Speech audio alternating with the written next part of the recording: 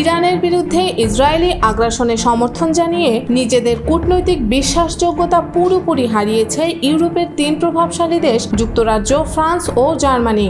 এমনই কড়া ভাষায় অভিযোগ তুলেছেন ইরানের উপপররাষ্ট্রমন্ত্রী কাজেম গারিবাবাদি। রবিবার একটি টেলিভিশন সাক্ষাৎকারে তিনি এই মন্তব্য করেন। তিনি অভিযোগ করেন, 12 দিনব্যাপী ইরানের ভূখণ্ডে ইসরায়েল যে সামরিক আগ্রাসন চালিয়েছে তাতে প্রকাশ্যে সমর্থন দিয়েছে ইউরোপীয় এই 3 দেশ। আরও নির্দিষ্টভাবে বললে এই 3 দেশ ছাড়া আর কোনো রাষ্ট্রকে প্রকাশ্যে ইসরায়েলপন্থী অবস্থান নিতে দেখা যায়নি। যুক্তরাষ্ট্র ছাড়া এই হামলার অংশীদার ইউরোপের এই 3 দেশও।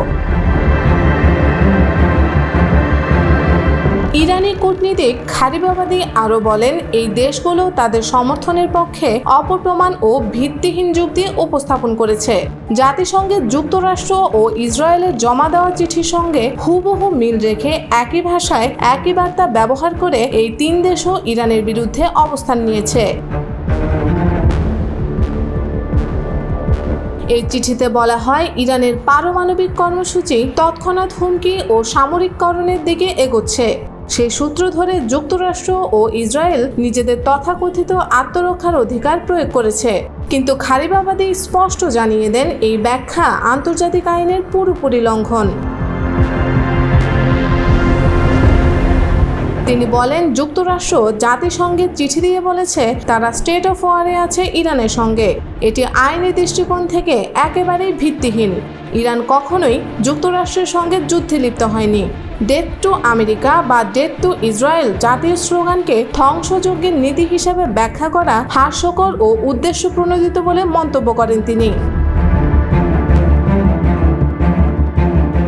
উল্লেখ্য, গত 13 জুন মার্কিন সবুজ সংকেত পাওয়ার পর ইসরায়েল ইরানের বিভিন্ন বেসামরিক অঞ্চল, পরমাণু স্থাপনা ও অবকাঠামোয় চূড়ান্ত সামরিক হামলা চালায়। এই হামলায় প্রাণ হারায় শতাধিক নিরীহ নাগরিক, আহত হয় কয়েক হাজার এবং ধ্বংস হয় হাসপাতাল, শিক্ষা প্রতিষ্ঠান ও শিল্প স্থাপনা। ইরান এর জবাবে অপারেশন ট্রু প্রমিস 3 চালায়, যেখানে অধিকৃত ফিলিস্তিনে অবস্থিত একাধিক ইসরায়েলি সামরিক, গোয়েন্দা ও শিল্প স্থাপনায় প্রতিশোধমূলক হামলা চালানো হয়। এর পরপরই যুক্তরাষ্ট্র 3টি ইরানি পারমাণবিক স্থাপনায় বিমান হামলা চালায়, যার জবাবে ইরান কাতারে অবস্থিত মার্কিন ঘাঁটি আল উদেইদে ক্ষেপণাস্ত্র হামলা করে। 27 জুন ইসরায়েল একতরফাভাবে যুদ্ধবিরতির ঘোষণা দেয়, যার আনুষ্ঠানিক ঘোষণা দেন প্রেসিডেন্ট ডোনাল্ড ট্রাম্প। তবে যুদ্ধ শেষেও কূটনৈতিক চাপ জারি থাকে। ইউরোপীয় 3 দেশ তখন ইরানের ওপর জাতিসংঘের নিষেধাজ্ঞা পুনর্বহাল করতে স্ন্যাপব্যাক মেকানিজম সক্রিয় করার হুমকি দিতে থাকে। ইরান বলছে, এখন পর্যন্ত আনুষ্ঠানিকভাবে এই স্ন্যাপব্যাক চালুর কোনো চিঠি পায়নি তারা। তবে এই উদ্যোগ চালু হলে ইউরোপের সঙ্গে সব কূটনৈতিক যোগাযোগ অর্থহীন হয়ে যাবে বলে সতর্ক করে দেন গারিবাবাদি। তিনি বলেন, আমরা এই 3 দেশের সঙ্গে এখন পর্যন্ত 6 দফা সংলাপে বসেছি, কারণ সংলাপের পরিবেশ এখনো বিদ্যমান। কিন্তু যদি তারা স্ন্যাপব্যাক চালু করে তাহলে সম্পর্কের সব দরজা বন্ধ হয়ে যাবে। যদি তারা এমন পদক্ষেপ নেয় তাহলে ইরান প্রতিদিনই নিজেদের প্রস্তুত রাখে উপযুক্ত পাল্টা প্রতিক্রিয়ার জন্য। বিশ্লেষকদের মতে, যুক্তরাষ্ট্র 2018 সালে JCPOA চুক্তি থেকে সরে যাওয়ার পর ইউরোপের এই 3 দেশ কোনো প্রতিশ্রুতি রক্ষা করেনি। অথচ এখন তারা অভিযোগ করছে ইরান চুক্তি মানেনি। এটি কূটনৈতিকভাবে অত্যন্ত দুঃসাহসিক ও অবিশ্বাস্য দাবি। এই অবস্থান বিশ্বের নতুন এক ধরনের ভাঙন তৈরি করছে, যেখানে যুক্তরাষ্ট্র ও তার ঘনিষ্ঠ মিত্ররা একদিকে আর দক্ষিণ বিশ্ব ও তাদের মিত্ররা অন্যদিকে। এখন দেখার বিষয়, ইউরোপীয় এই 3 দেশ সত্যিই কি স্ন্যাপব্যাক চালু করে, নাকি তারা আবারও কূটনৈতিকভাবে পুনর্বিবেচনায় যাবে।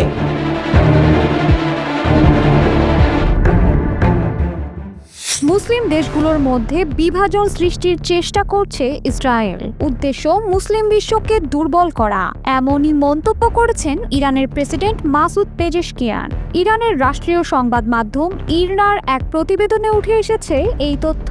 همیشه ایران در اون رابطه بوده و الان هم مقام معظم رهبری تاکید فرمودن। গত সোমবার পাকিস্তানের স্বরাষ্ট্রমন্ত্রী মহসিন নাকভির সঙ্গে এক দ্বিপাক্ষিক বৈঠকে ইরানের প্রেসিডেন্ট মাসুদ পেজেশকিয়ান বলেন, ইসরায়েল কৌশলগতভাবে মুসলিম দেশগুলোর মধ্যে বিভেদ তৈরি করছে এবং পুরো মুসলিম উম্মাকে দুর্বল করতে চাইছে। একই সঙ্গে তিনি মুসলিম বিশ্বের ঐক্য ও পারস্পরিক সহযোগিতার ওপর জোর দিয়েছেন।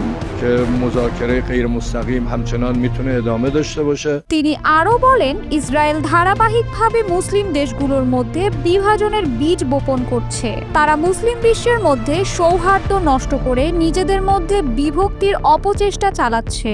אנחנו לא נמשיך בפעילות מעבר למה שנדרש। প্রেসিডেন্ট জানান, ইসরায়েলের অন্যতম উদ্দেশ্য হলো মুসলিম সম্প্রদায়কে অপমান করা এবং তাদের মধ্যে যোগাযোগ বিচ্ছিন্ন করা। এই অশুভ কৌশলের বিরুদ্ধে মুসলিম বিশ্বের নেতাদের সতর্ক থাকতে হবে। আমাদের নিজেদের মধ্যে ঐক্য ও সমন্বয় গড়ে তুলতে হবে। بر اشغالگران صهیونیسم پیروز خواهد شد। পেজেশকিয়ান আরও বলেন, মুসলিম বিশ্ব বর্তমানে এক ক্রান্তিকালে দাঁড়িয়ে। এই জটিল পরিস্থিতি থেকে উত্তরণের একমাত্র উপায় হলো সব মুসলিম দেশের মধ্যে ঐক্য প্রতিষ্ঠা। তিনি জোর দিয়ে বলেন, যদি মুসলিম সরকারগুলো ইসলামের পতাকার নিচে একতাবদ্ধ হতে পারে, তাহলে জায়নবাদী আগ্রাসনের বিরুদ্ধে আমরা একটি সমন্বিত প্রতিরোধ গড়ে তুলতে পারব। সেক্ষেত্রে ইসরায়েল মুসলিম বিশ্বে আর বিভাজন বা আগ্রাসন চালাতে পারবে না। יש גם מידע מאוד חשוב וגם תוכניות אופרטיביות אם נידרש לפעולות נוספות। এই বৈঠকে তিনি ইরান পাকিস্তান সম্পর্ক নিয়ে সন্তোষ প্রকাশ করেন এবং দ্বিপাক্ষিক সম্পর্ককে আরও গভীর করার উপর গুরুত্ব দেন। তিনি জানান, কূটনৈতিক সফর, আলোচনা এবং পারস্পরিক বোঝাপড়ার মাধ্যমে দুই দেশের সম্পর্ক আরও দৃঢ় করা সম্ভব। ইসরায়েলের সাম্প্রতিক 12 দিনের আগ্রাসনের সময় ইসলামাবাদের অবস্থান প্রসঙ্গে পেজেশকিয়ান বলেন, ইরানের পাশে দাঁড়ানোর জন্য আমরা পাকিস্তানের প্রতি কৃতজ্ঞ। তারা দ্রুততম সময়ে নিন্দা জানিয়েছিল এবং আমাদের ন্যায্য অবস্থানকে সমর্থন করেছিল। পাকিস্তানের স্বরাষ্ট্রমন্ত্রী মহসিন নাকভিও ইরানকে অভিনন্দন জানিয়ে বলেন, ইসরায়েলি আগ্রাসনের বিরুদ্ধে প্রেসিডেন্ট পেজেশকিয়ান এবং আয়াতুল্লাহ খামেনির নেতৃত্বে যে প্রতিরোধ গড়ে উঠেছে তা সমগ্র মুসলিম উম্মার জন্য একটি গর্বের বিষয়। তিনি জানান, ইসলামাবাদ বিশ্বাস করে ইরানের আত্মরক্ষা একটি বৈধ অধিকার এবং তারা সব সময় ইরানের সার্বভৌমত্বের প্রতি শ্রদ্ধাশীল। নাকভি আরও বলেন, ইরান পাকিস্তানের মধ্যে সম্পর্ক এখন একটি নতুন মাত্রায় প্রবেশ করেছে। দুই দেশের রাষ্ট্রদূতরা নিয়মিত কাজ করছেন পারস্পরিক সহযোগিতার নতুন নতুন ক্ষেত্র খুঁজে বের করতে এবং বাস্তবায়নে অগ্রসর হতে। ইরান পাকিস্তানের এই কূটনৈতিক বার্তা শুধু দুটি দেশের মধ্যে সম্পর্কের ব্যাপার নয়, এটি বৃহত্তর মুসলিম উম্মার ঐক্য ও প্রতিরোধ গড়ার বার্তাও বহন করে। সামনে মুসলিম বিশ্ব কতটা ঐক্যবদ্ধ হতে পারে তাই হয়তো নির্ধারণ করবে জায়নবাদী কৌশলের ভবিষ্যৎ সাফল্য বা ব্যর্থতা।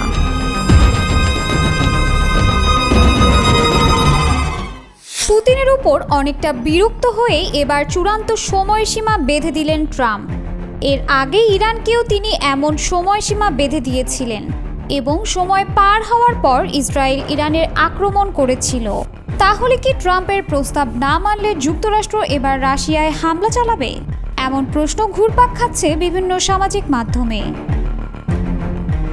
ইউক্রেন যুদ্ধ ঘিরে পুতিনের নীতির কড়া সমালোচনা করেছেন তিনি, বিশেষ করে ইউক্রেনকে সর্বাধুনিক অস্ত্র সরবরাহের ঘোষণা এবং রাশিয়ার সঙ্গে ব্যবসা করা দেশগুলোর ওপর কঠোর শুল্ক বসানোর হুমকি এই দ্বিপক্ষীয় সম্পর্ককে আরও জটিল করে তুলেছে। এর মাঝে ইউক্রেনের সাথে যুদ্ধ বন্ধ করতে রাশিয়াকে আলটিমেটাম দিয়েছেন ট্রাম্প। যদিও যুক্তরাষ্ট্র ও রাশিয়া কখনো সরাসরি যুদ্ধে জড়ায়নি, কিন্তু সাম্প্রতিক ঘটনা প্রবাহ নতুন করে উত্তেজনা ছড়াচ্ছে। মার্কিন যুক্তরাষ্ট্র এখন তাদের অস্ত্রের ঘাঁটি সমৃদ্ধকরণের দিকে বেশি মনোযোগী হয়ে উঠেছে। ট্রাম্প ঘোষণা দিয়েছেন যুক্তরাষ্ট্র পশ্চিমা সামরিক জোট ন্যাটোর সদস্যগুলোর মাধ্যমে ইউক্রেনে সর্বাধুনিক অস্ত্র পাঠাবে। একই সঙ্গে ইউক্রেনের সাথে যুদ্ধবিরতি না করায় তিনি রাশিয়াকে হুমকি দিয়েছেন। ইউক্রেন যুদ্ধ বন্ধে আগামী 50 দিনের মধ্যে কোনো চুক্তি না হলে কঠোর শুল্ক আরোপ করা হবে। ইউক্রেনের সাথে ইতোমধ্যেই যুদ্ধ চলছে রাশিয়ার। এই যুদ্ধে অবশ্য যুক্তরাষ্ট্রের সম্পৃক্ততা পরোক্ষ। তবে সম্প্রতি পুতিনকে নিয়ে করা একাধিক মন্তব্য আমেরিকা রাশিয়া সম্পর্ককে আবারও সবার সামনে নিয়ে আসছে। ট্রাম্প বলেন, ইউরোপীয় দেশগুলো ইউক্রেনে তাদের নিজস্ব প্যাট্রিয়ট আকাশ প্রতিরক্ষা ব্যবস্থা পাঠাবে। এর বদলে সেসব দেশে একই প্রতিরক্ষা ব্যবস্থা সরবরাহ করবে যুক্তরাষ্ট্র। রুশ বিমান হামলা প্রতিহত করতে এই প্রতিরক্ষা ব্যবস্থার ওপর নির্ভরশীল ইউক্রেন। এদিকে শুল্ক নিয়ে ট্রাম্প বলেন, যদি শান্তি চুক্তি না হয় তবে যেসব দেশ রাশিয়ার সঙ্গে ব্যবসা করবে তারা যুক্তরাষ্ট্রে পণ্য বিক্রি করতে গেলে শতভাগ শুল্ক দিতে হবে। যেমন ভারত যদি রাশিয়ার কাছ থেকে তেল কেনা চালিয়ে যায় তাহলে ভারতীয় পণ্যে এই শুল্ক বসবে। এতে ভারতীয় পণ্যের দাম এত বেড়ে যাবে যে যুক্তরাষ্ট্রের ব্যবসায়ীরা সেগুলো অন্য দেশ থেকে কম দামে কিনে নেবে। ফলে ভারতের রাজস্ব কমবে। রাশিয়ার অর্থনীতিকে দুর্বল করাও এই শুল্কের লক্ষ্য। দেশটির জাতীয় রাজস্বের প্রায় 1/3 আসে তেল গ্যাস বিক্রির অর্থ থেকে। এছাড়া দেশটির পণ্য রপ্তানির 60% বেশি আসে এ খাত থেকে। তাই এই শুল্ক দেশটির অর্থনীতিতে নেতিবাচক প্রভাব ফেলতে পারে। অন্যদিকে এখনও ট্রাম্পের এই হুমকির কোনো জবাব দেয়নি রাশিয়া। তবে ক্রেমলিনপন্থী বিশ্লেষক ও পুতিনের সাবেক উপদেষ্টা সের্গেই মার্কভ শুল্কের এ ঘোষণাকে ছলনা বলে আখ্যা দিয়েছেন।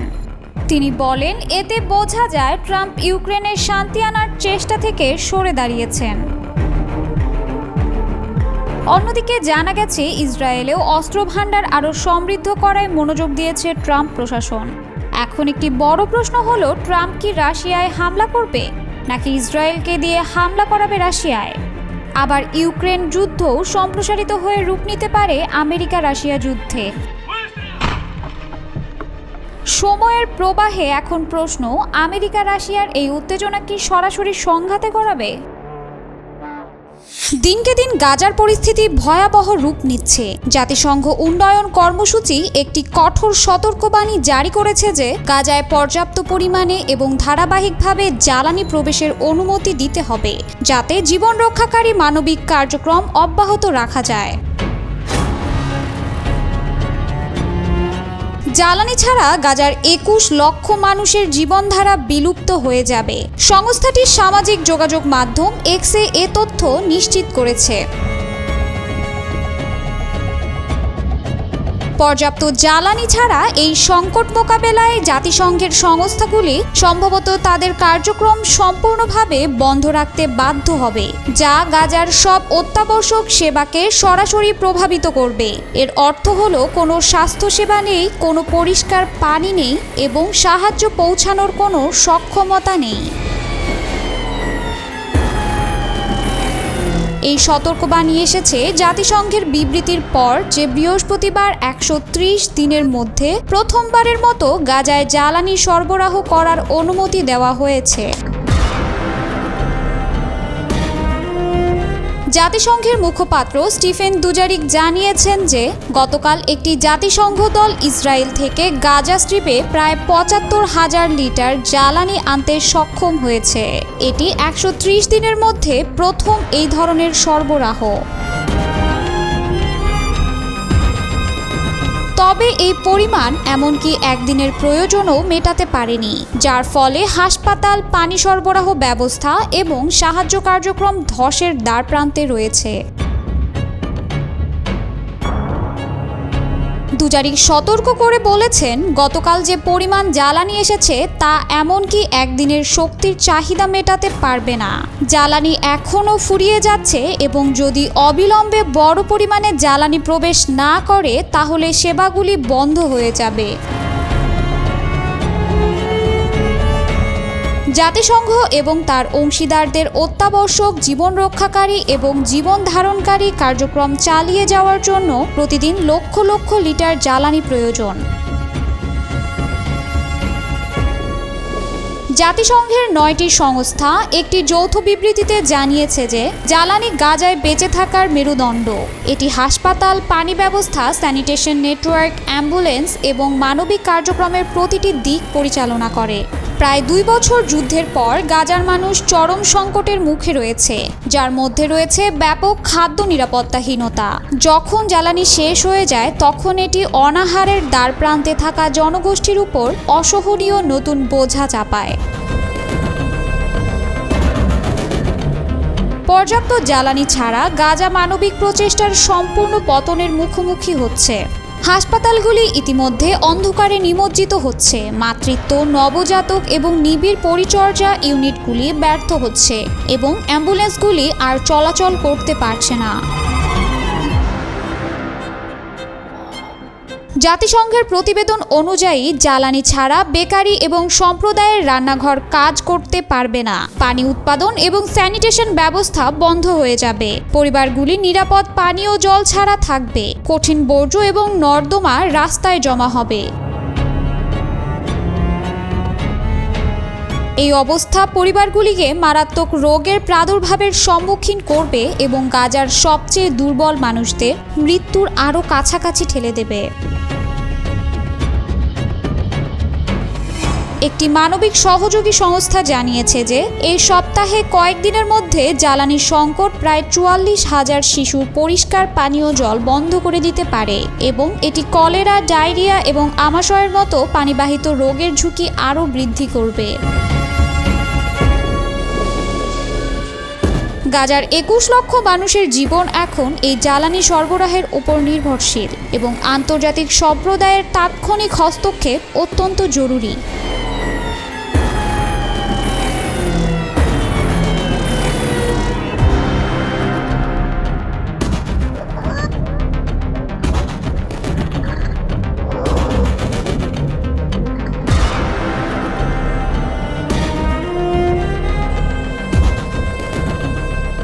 পুতিনের উপর বেশ কিছুদিন ধরেই বিরক্ত ট্রাম্প। পুতিনের বিভিন্ন কর্মকাণ্ডের সমালোচনা করে আসছেন তিনি।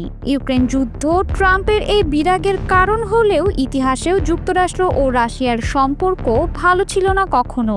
তবে এখন পর্যন্ত সরাসরি যুদ্ধে জড়ায়নি এই দুই দেশ। তবে ট্রাম্পের সাম্প্রতিক কিছু কর্মকাণ্ড জানান দেয় যে প্রত্যক্ষ বা পরোক্ষভাবে হলেও সংঘাতে জড়িয়ে পড়তে পারে আমেরিকা, রাশিয়া। ইউক্রেনের সাথে ইতোমধ্যেই যুদ্ধ চলছে রাশিয়ার। এই যুদ্ধে অবশ্য যুক্তরাষ্ট্রের সম্পৃক্ততা পরোক্ষ। অস্ত্র সহায়তা দিয়ে ইউক্রেনের পাশে শুরু থেকেই ছিল রাশিয়া। তবে সম্প্রতি পুতিনকে নিয়ে করা একাধিক মন্তব্য আমেরিকা রাশিয়ার সম্পর্ককে আবারও সবার সামনে নিয়ে আসছে।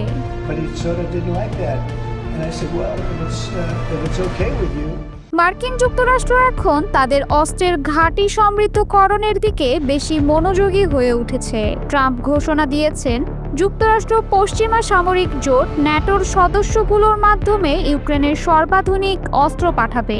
একই সঙ্গে তিনি রাশিয়াকে হুমকি দিয়েছেন ইউক্রেন যুদ্ধ বন্ধে আগামী 50 দিনের মধ্যে কোনো চুক্তি না হলে কঠোর শুল্ক আরোপ করা হবে। The United States has given $350 billion.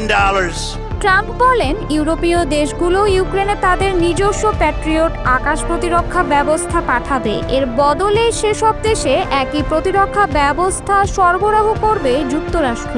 রুশ বিমান হামলা প্রতিহত করতে এই প্রতিরক্ষা ব্যবস্থার ওপর নির্ভরশীল ইউক্রেন। এদিকে শুল্ক নিয়ে ট্রাম্প বলেন যদি শান্তি চুক্তি না হয় তবে যেসব দেশ রাশিয়ার সঙ্গে ব্যবসা করবে তারা যুক্তরাষ্ট্রে পণ্য বিক্রি করতে গেলে শতভাগ শুল্ক দিতে হবে। যেমন ভারত যদি রাশিয়ার কাছ থেকে তেল কেনা চালিয়ে যায় তাহলে ভারতীয় পণ্যে এই শুল্ক বসবে।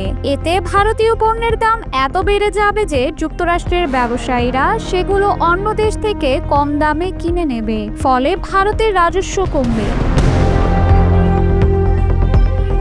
রাশিয়ার অর্থনীতিকে দুর্বল করাও এই শুল্কের লক্ষ্য। দেশটির জাতীয় রাজস্বের প্রায় 1/3 আসে তেল, গ্যাস বিক্রির অর্থ থেকে। এছাড়া দেশটির পণ্য রপ্তানির 60% বেশি আসে এ খাত থেকে। তাই এই শুল্ক দেশটির অর্থনীতিতে নেতিবাচক প্রভাব ফেলতে পারে। অন্যদিকে এখনও ট্রাম্পের এই হুমকির কোনো জবাব দেয়নি রাশিয়া। তবে ক্রেমলিনপন্থী বিশ্লেষক ও পুতিনের সাবেক উপদেষ্টা সের্গেই মার্কভ শুল্কের এ ঘোষণাকে ছলনা বলে আখ্যা দিয়েছেন। তিনি বলেন, এতে বোঝা যায় ট্রাম্প ইউক্রেনের শান্তি আনার চেষ্টা থেকে সরে দাঁড়িয়েছেন। অন্যদিকে জানা গেছে, ইসরায়েলেও অস্ত্র ভান্ডার আরও সমৃদ্ধ করায় মনোযোগ দিয়েছে ট্রাম্প প্রশাসন। এখন একটি বড় প্রশ্ন হলো, ট্রাম্প কি রাশিয়ায় হামলা করবে নাকি ইসরায়েলকে দিয়ে হামলা করাবে রাশিয়ায়? আবার ইউক্রেন যুদ্ধও সম্প্রসারিত হয়ে রূপ নিতে পারে আমেরিকা রাশিয়া যুদ্ধে। এখন সময়ই এসব প্রশ্নের উত্তর দেবে।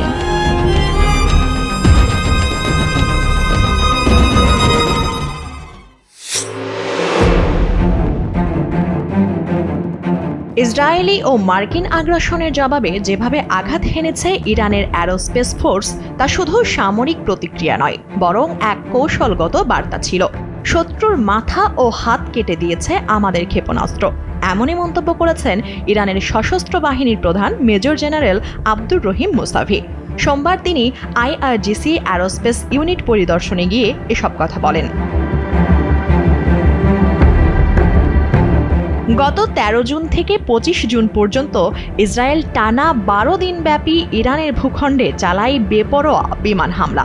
ইরানের পরমাণু স্থাপনা, সামরিক ঘাঁটি, এমনকি বেসামরিক অবকাঠামোও ছিল এই হামলার টার্গেট। নিহত হন শতাধিক বেসামরিক মানুষ, আহত হন হাজারের বেশি। জবাবে ইরান চালায় অপারেশন ট্রু প্রমিস 3। অত্যন্ত কম সময়ে সংগঠিত হয়ে পরিকল্পিত ক্ষেপণাস্ত্র হামলার তেল আবিবের সামরিক ঘাঁটি, গোপন গোয়েন্দা ইউনিট এবং শিল্প অবকাঠামো ধ্বংস করে দেওয়ার দাবি করে ইরান। পরবর্তী ধাপে যুক্তরাষ্ট্র যখন ইরানের 3টি পরমাণু স্থাপনায় বিমান হামলা চালায়, তখন ইরান কাতারের আল উদাইদ মার্কিন ঘাঁটিতে সরাসরি ক্ষেপণাস্ত্র হামলা চালায়। জেনারেল মুসাভির ভাষায়, অ্যারোস্পেস ইউনিটের ধারালো তরবারি শত্রুর মাথা আর হাত কেটে দিয়েছে। এ বিজয় এসেছে ঐশী সহায়তা ও সুনিপুণ প্রস্তুতির ফলস্বরূপ। তিনি বলেন, এই জবাব ইরানের ইতিহাসে 1980 সালের ইরাক যুদ্ধকালীন পাল্টা হামলাকেও ছাড়িয়ে গেছে। এই অভিযানের কাঠামো আর কার্যকারিতা নিয়ে বিস্তারিত প্রতিবেদন পেশ করেন IRGC অ্যারোস্পেস ফোর্সের প্রধান ব্রিগেডিয়ার জেনারেল মাজিদ মুসাভি। তিনি বলেন, সকল শাখার মধ্যে গভীর সমন্বয়, ক্ষণিকেরও বিলম্ব ছাড়া আঘাত এবং সর্বোচ্চ ক্ষয় সাধন, এই ছিল আমাদের মূল লক্ষ্য। তিনি আরও বলেন, আল্লাহর কৃপায় এবং সর্বোচ্চ নেতার নির্দেশনায় আমরা এখানে ট্রিগারে আঙুল রেখে অপেক্ষা করছি। শত্রু যদি একটিবারও ভুল করে, তার জবাব হবে আগের চেয়েও কঠোর, আরও অনুশোচনাজনক। বিশ্লেষকদের মতে ইরানের প্রতিক্রিয়া ছিল শুধু প্রতিশোধ নয়, বরং ছিল এক গভীর বার্তা। তেহরানের প্রতিরক্ষা এখন আর কেবল প্রতিক্রিয়ার মধ্যে সীমাবদ্ধ নয়, বরং শত্রুর আগ্রাসনের আগেই তাকে চাপে ফেলার সক্ষমতা অর্জন করেছে ইসলামিক রিপাবলিক। শুধু সামরিক নয়, এই বার্তা মনস্তাত্ত্বিক এবং কূটনৈতিক পরিসরেও ছড়িয়ে পড়েছে। ওয়াশিংটন ও তেল আবিব এখন এক অস্বস্তিকর দ্বিধা আর চাপে আছে, আর তেহরান স্পষ্ট করে বলে দিয়েছে এবার আর তারা পিছু হটবে না। এই পরিস্থিতিতে নতুন করে প্রশ্ন উঠছে, যুক্তরাষ্ট্র ও তার মিত্ররা কি ইরানের এই কঠোর জবাবকে ভবিষ্যতের কূটনৈতিক পথ হিসেবে বিবেচনা করবে, নাকি ভুল করে আরেকটি সংঘাতের দ্বার খুলে দেবে, যার পরিণতি হতে পারে আরও ধ্বংসাত্মক?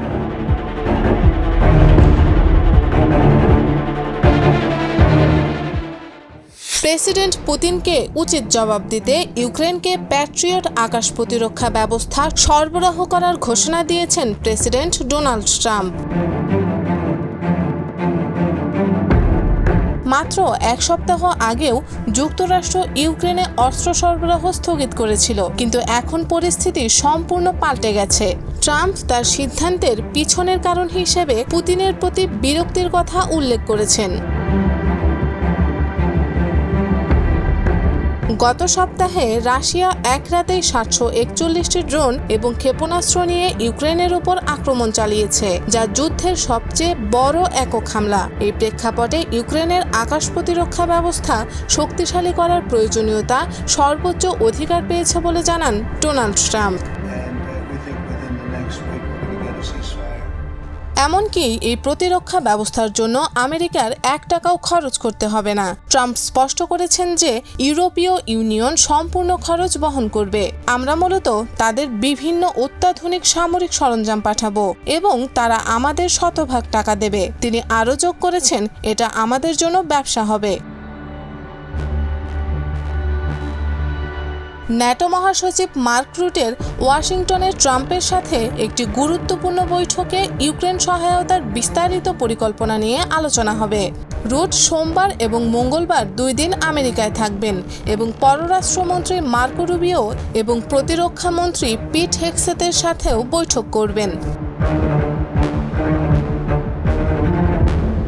ঠিক একই সময়ে মার্কিন বিশেষ দূত কিথ কেল্ক আজ কিয়েভে পৌঁছেছেন। তিনি পুরো 1 সপ্তাহ ইউক্রেনের রাজধানীতে থাকবেন এবং প্রতিরক্ষা সহযোগিতা, অস্ত্র সরবরাহ এবং নিষেধাজ্ঞা নিয়ে আলোচনা করবেন। ইউক্রেনের প্রেসিডেন্ট জেলেনস্কি কেল্কের সাথে রাশিয়ার সামরিক সক্ষমতা এবং ইউক্রেনের ভবিষ্যৎ সম্ভাবনা নিয়ে বিস্তারিত তথ্য শেয়ার করবেন। সাম্প্রতিক সপ্তাহগুলোতে রাশিয়া ইউক্রেনের শহরগুলোতে ড্রোন এবং ক্ষেপণাস্ত্র আক্রমণ তীব্র করেছে। জুলাই মাসে 3 বার 500টির বেশি ড্রোন এবং ক্ষেপণাস্ত্র দিয়ে আক্রমণ চালানো হয়েছে। এই আক্রমণগুলো অবকাঠামো, বৈদ্যুতিক নেটওয়ার্ক এবং বেসামরিক এলাকার ব্যাপক ক্ষতি করেছে। ইউক্রেনের আকাশ প্রতিরক্ষা ব্যবস্থা এই আক্রমণের বিরুদ্ধে লড়াই করার জন্য প্রয়োজনীয় সহায়তা পাবে। জার্মানি ইতিমধ্যে 2টি প্যাট্রিয়ট সিস্টেম কিনতে সম্মত হয়েছে, আর নরওয়ে একটি কিনবে। এই পদ্ধতিতে ইউরোপীয় দেশগুলো প্রতিরক্ষা ব্যবস্থা কিনবে এবং তা ইউক্রেনে পাঠিয়ে দেবে। ট্রাম্প রাশিয়ার প্রেসিডেন্ট ভ্লাদিমির পুতিনের প্রতি তার হতাশা প্রকাশ করে বলেছেন, আমি প্রেসিডেন্ট পুতিনের প্রতি খুবই হতাশ। শুরুতে ভেবেছিলাম তিনি এমন একজন যিনি তার কথা রাখেন। এই সিদ্ধান্ত ট্রাম্পের নির্বাচনী প্রতিশ্রুতি থেকে একটি উল্লেখযোগ্য পরিবর্তন। তিনি আগে ইউক্রেন সহায়তাকে আমেরিকান করদাতাদের টাকার অপচয় বলে সমালোচনা করেছিলেন, কিন্তু এখন তিনি এই সহায়তাকে আমেরিকার জন্য ব্যবসা হিসেবে উপস্থাপন করছেন। এই অস্ত্র সহায়তার মাধ্যমে ইউক্রেনের আকাশ প্রতিরক্ষা ব্যবস্থা উল্লেখযোগ্যভাবে শক্তিশালী হবে। প্যাট্রিয়ট মিসাইল সিস্টেম রাশিয়ার উন্নত ক্ষেপণাস্ত্রের বিরুদ্ধে সবচেয়ে কার্যকর প্রতিরক্ষা হিসাবে বিবেচিত হয়। আজ সন্ধ্যায় ট্রাম্প রাশিয়ার বিষয়ে একটি গুরুত্বপূর্ণ বিবৃতি দেবেন বলে প্রত্যাশা করা হচ্ছে। এতে নতুন নিষেধাজ্ঞা এবং আরও সামরিক সহায়তার ঘোষণা আসতে পারে। এই উন্নয়ন যুদ্ধের গতিপথে একটি নতুন মাত্রা যোগ করবে এবং ইউক্রেনের প্রতিরক্ষা ক্ষমতা বৃদ্ধি করবে। বিশ্বব্যাপী এই পদক্ষেপের প্রভাব নিয়ে আগ্রহ এবং প্রত্যাশা সর্বোচ্চ পর্যায়ে রয়েছে।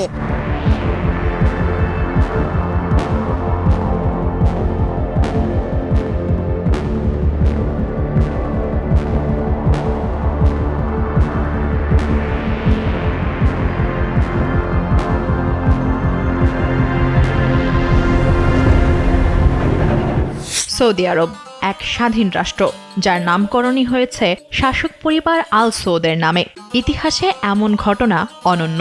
সরাসরি কোনো পরিবারের নামানুসারে একটি দেশের নামকরণের দ্বিতীয় উদাহরণ খুঁজে পাওয়া কঠিন। ফলে সৌদি রাজ পরিবারের গুরুত্ব এক্ষেত্রে শুধু ক্ষমতার কেন্দ্র হিসেবে নয়, বরং রাষ্ট্রের পরিচয়ে স্থায়ীভাবে জড়িত।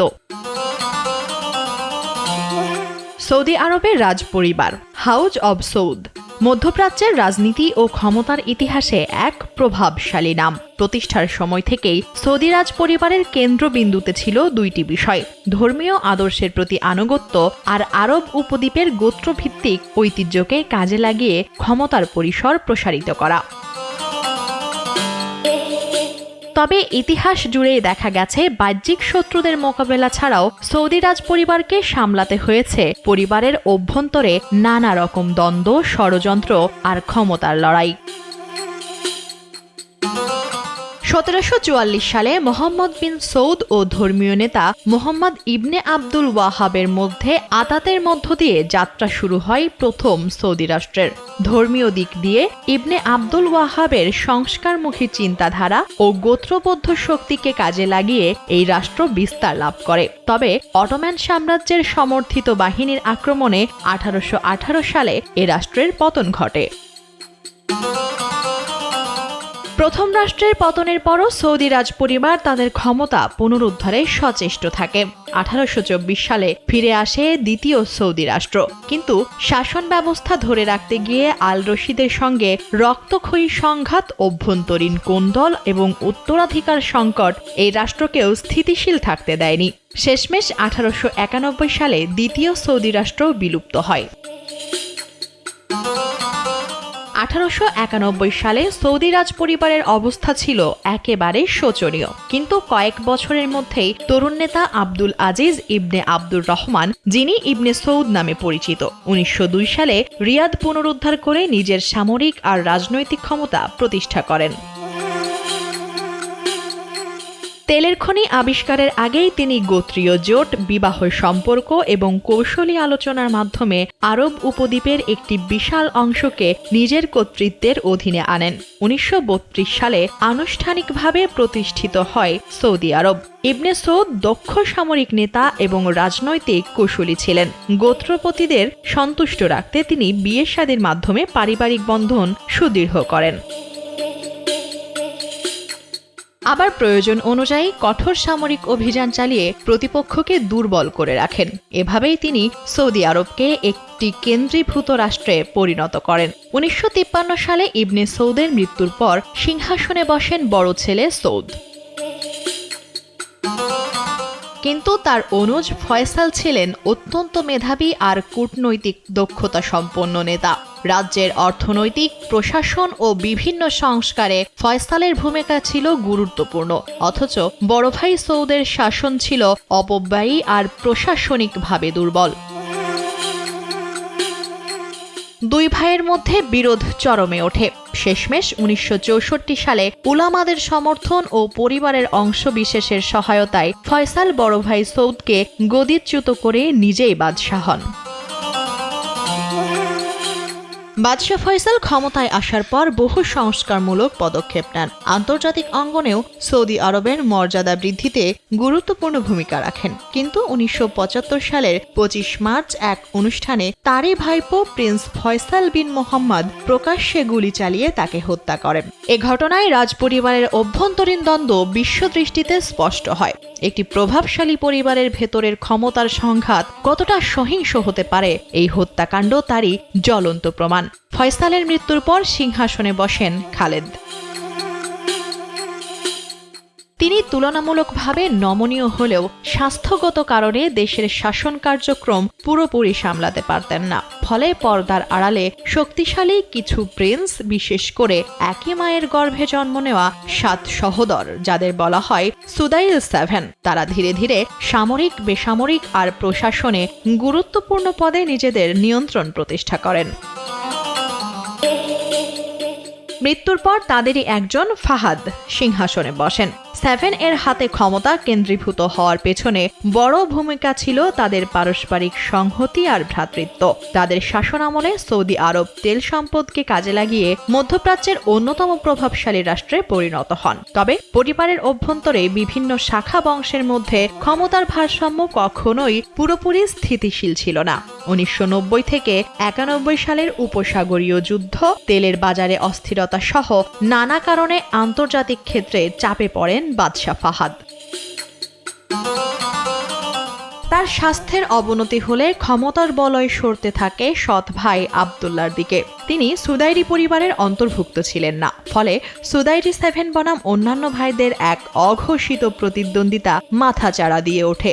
আব্দুল্লাহ ধীরে ধীরে ওলামা, গোত্রপতি এবং রাজপরিবারের বিভিন্ন শাখাকে নিয়ে নিজের বলয় তৈরি করেন। কার্যত বাদশাহ ফাহাদ হয়ে পড়েন পুতুল রাজা, আর আবদুল্লাহ হয়ে ওঠেন প্রশাসনের অন্যতম চালিকা শক্তি। 2005 সালে ফাহাদ মারা গেলে আবদুল্লাহ আনুষ্ঠানিকভাবে বাদশাহ হন। তিনি এলিগেন্স কাউন্সিল গঠন করেন, যেখানে উত্তরাধিকারের বিষয়টি যৌথভাবে নির্ধারণের কথা ছিল। 2015 সালে আবদুল্লাহ মৃত্যুবরণ করলে সিংহাসনে বসেন সুদানি 7-এর অন্যতম সদস্য সালমান। ক্ষমতায় এসেই তার ছেলে মোহাম্মদ বিন সালমানকে গুরুত্বপূর্ণ পদে বসাতে থাকেন। অল্প বয়সেই মোহাম্মদ বিন সালমান প্রতিরক্ষা মন্ত্রণালয়, অর্থনীতি ও পররাষ্ট্রনীতিতে প্রভাবশালী ভূমিকা পালন শুরু করেন। আগে ক্রাউন প্রিন্স ছিলেন মোহাম্মদ বিন নায়েফ, যিনি অত্যন্ত ক্ষমতাধর স্বরাষ্ট্রমন্ত্রী, পররাষ্ট্রমন্ত্রী ও সন্ত্রাসবাদ মোকাবেলায় ছিলেন যুক্তরাষ্ট্রের প্রধান মিত্র। কিন্তু 2017 সালে তাকে সরিয়ে মোহাম্মদ বিন সালমানকে ক্রাউন প্রিন্স হিসেবে ঘোষণার খবর ছড়িয়ে পড়ে। একই বছরে রিটস কার্লটন হোটেলে দুর্নীতি বিরোধী অভিযানের নামে বেশ কয়েকজন প্রিন্স ও শীর্ষ ধনী ব্যবসায়ীকে আটক করা হয়। আন্তর্জাতিক গণমাধ্যমে প্রচারিত তথ্য অনুযায়ী তাদের মধ্যে কেউ কেউ মুক্তির বিনিময়ে বিশাল অঙ্কের অর্থনৈতিক সমঝোতায় যেতে বাধ্য হন। সৌদি রাজপরিবারের ক্ষমতার অবস্থান প্রতি দশকেই পাল্টেছে। বিশাল তেলের রাজস্ব, আন্তর্জাতিক মিত্র ও মিত্রদের সঙ্গে কূটনৈতিক দেন দরবার, আরব অঞ্চলের প্রাচীন গোত্র প্রথার ঐতিহ্য সবকিছুর মিশেলে এখনো ক্ষমতাসীনরা নিজেদের প্রভাব ধরে রাখার চেষ্টা চালিয়ে যাচ্ছেন। কখনো কোনো প্রিন্স গৃহবন্দী হচ্ছেন, কখনো বা কাউকে দূতাবাসের হাল ধরে নির্বাসনে পাঠানো হচ্ছে। কেউ আবার দীর্ঘদিন প্রশাসনের শীর্ষ অবস্থান সামলানোর পর হঠাৎই পদচ্যুত হচ্ছেন।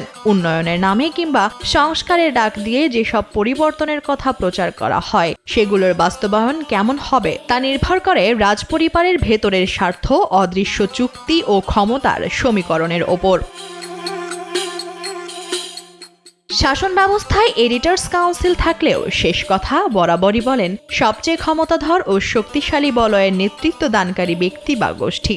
সৌদি রাজপরিবারের দীর্ঘ ইতিহাসে ধর্মীয় কর্তৃত্ব ও গোত্রগত ঐতিহ্য সব সময় ক্ষমতার মূল স্তম্ভ হিসেবে কাজ করে এসেছে। তবে অভ্যন্তরীণ দ্বন্দ্ব ও উত্তরাধিকার সংকট রাজপরিবারের শাসনকে বারবার চ্যালেঞ্জ করেছে।